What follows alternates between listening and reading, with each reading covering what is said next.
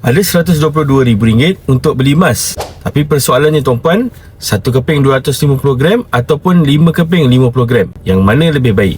Jadi kalau tuan-puan rancang nak simpan jangka masa panjang dan nak jual semula semua nanti secara sekaligus, 1 keping 250 gram lebih sesuai. Sebab spreadnya cuma 6%. Jadi kalau harga emas naik sekitar 10%, tuan-puan dah boleh untung sekitar 4%. Gold bar 250 gram ni sesuai untuk tuan-puan gunakan sebagai deposit rumah, dana pendidikan anak, selesaikan hutang kereta ataupun untuk simpanan hari tua nanti. Tapi kalau tuan-puan nak lebih fleksibel, 5 keping 50 gram sebenarnya lebih sesuai.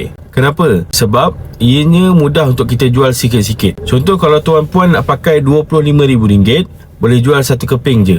Dan ianya lebih mesra arah nu. Ramai yang gunakan untuk dana kecemasan atau rolling untuk modal pusingan bisnes. Tuan-puan boleh mula simpan emas dengan public gold, boleh beli secara terus secara bayaran penuh, ataupun beli emas sikit-sikit, kumpul gram dalam akaun Gap. Kalau tuan-puan nak mulakan simpanan emas, boleh klik link di bio ataupun tinggalkan nama dan nombor telefon dalam beg biru di bawah untuk saya bantu sebaiknya.